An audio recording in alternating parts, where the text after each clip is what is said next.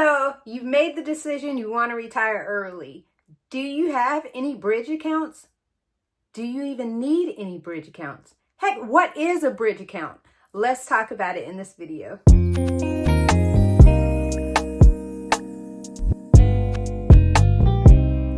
Hey y'all, hey, it's T, and on this channel I talk about a little bit of everything, but I do have a lot of finance focused content. So if you are new to my channel, welcome. If you are not new, welcome back.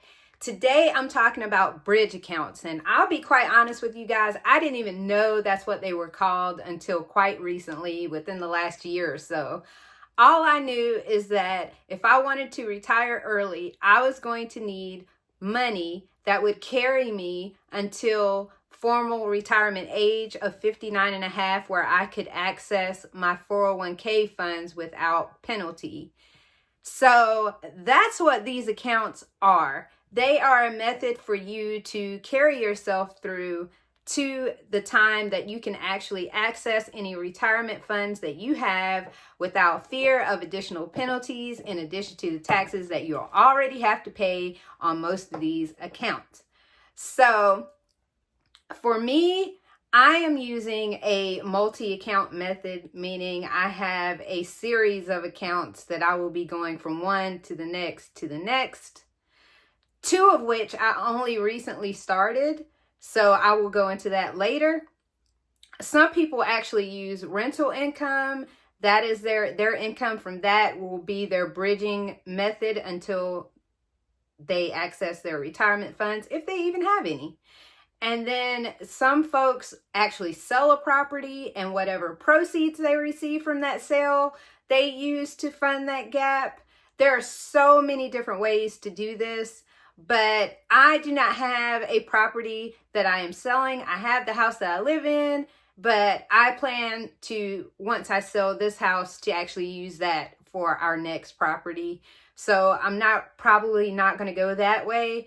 But I wanted to talk to you guys and maybe kind of have you consider whether or not you're going to need bridge accounts. Do you want to retire early? If you do, you need to make sure that you're going to have the funds to get you there. So I'm going to go over my method. I'm going to use kind of a little made up scenario, but it will explain it. And hopefully, if you have any questions, you will leave them in the comments below. But right now, we're going to get into it. Now, let's get into it. Let's talk about how to approach this. I'm going to use an example of needing $3,000 per month in order to bridge that gap between my retirement age of 58 years old to 59 and a half. So if we're talking about $3,000 a month, we're talking about $36,000 a year, and for a year and a half, $54,000. That's what my goal would be if I wanted that $3,000 per month to bridge that gap. Now, my method is a 3-account method, two of which I've only recently started talking about on this channel and really started to contribute more to. So my first prong is my personal savings. My husband and I both have individual personal savings. My personal savings would be my first prong. That I would utilize the funds in my personal savings account until they are either depleted or they just continue on. If I'm able to, as long as I'm able to use those funds, that's what I'm going to use. My next prong, I'm going to go to my brokerage account. Why I am selecting my brokerage account is because that account was really started for me to learn how to invest in the stock market. I had never done it before, never chosen my own stocks. I wasn't familiar. I was a bit afraid. And so I funded that account only with my cashback rewards and gifts from work. So I really wasn't contributing to contribute to that account a lot because of my fear of the stock market. So I've been trying to increase my contributions, my personal contributions into that account, so that I can kind of get more used to things, let go of that fear. And so that would be my second account. Now I'm just using a simple calculator for NerdWallet here to kind of see what I could potentially have. I started off with the $6,682 I currently have, giving it 9 years of growth potential at a rate of 6% and contributing $150 per month. Now I plan to contribute more than that because I'm still contributing cashback rewards and I'm reinvesting my dividends. But even at the low end, I could potentially see about $32,536 at that rate, and that's very conservative. So that's not bad. So those funds would be a useful tool to carry me over. That's nearly a year, so we're good there. That's my second bridge is my brokerage account. My third bridge would be my Roth IRA. I want to use that before I ever tap into my 401k at work because those funds are already taxed. And also, any contributions that I'm making into that account, I can withdraw without penalty. Now, any gains that I have in that account, of course, I would get a penalty on if I were to withdraw before 59 and a half. But if I'm talking about a 10-year period from 48 to 58, that would ideally be $7,000 a year, $70,000. So that those funds would be accessible to me should I need them. But I want that to be the last place that I go to before I go to my 401k. Now I'm just going to use a simple Roth calculator. This is from Bankrate, and I'm going to start with a zero balance because I am in the process of committing $7,000 per year this year. So I'm going to take that from 48 to 58, and I'm just going to leave it at a 7% rate of return. Of course, this could be less or more. So I'm going to leave that there. I'm going to leave my marginal tax rate at 25.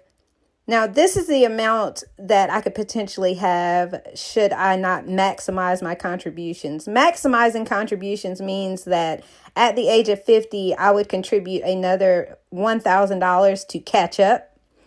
Were I to do that, I would end up with $110,531.58. That would take me quite a bit. So that's more years. So the point of this is the goal is to stretch as long as possible because then my 401k funds could just sit there and accumulate more growth and I would have more money accessible to me before I even got to the 401k funds.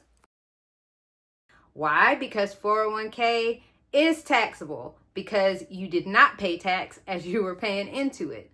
So I want that to be last. But right before I go into my 401k, I would go into my Roth 401k at work.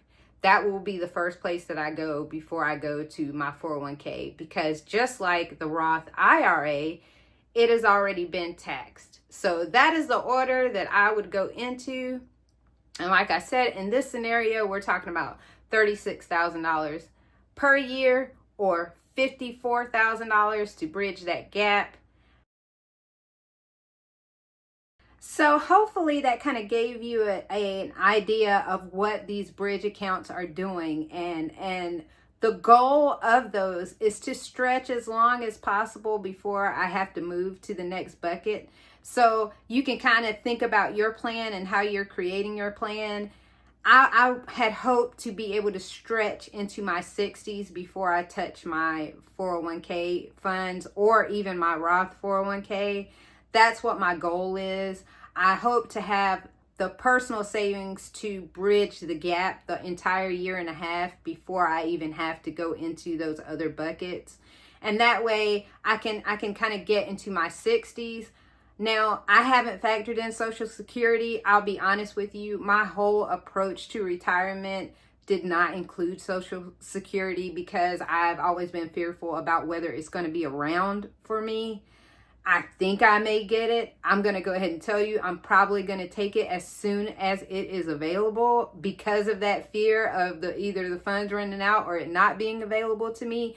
Some people don't like that approach and say you should stretch it out because you'll get more money the longer you wait. I'm not really thinking about that at the moment. Maybe as I approach my eligibility, I'll rethink that. I don't know, but all I wanted to do in this video is kind of give you a thought process into how you're approaching that retirement should you want to retire early, or even if you're not retiring early, how to start thinking about how you're going to utilize your funds. Now, of course, we have no way to predict the future. We don't know what's going to happen in the stock market. We don't know what's going to happen in the economy.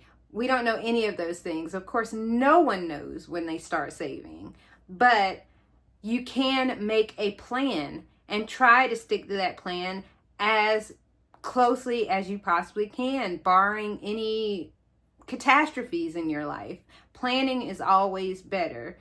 But I want to end this by again reiterating, personal finances are personal. You have to tailor your approach to you.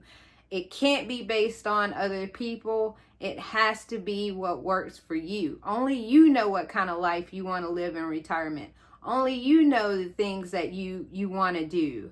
So keep those things in mind when you are planning for the future. So I hope to talk to you guys really soon, and thank you for watching my video. Peace.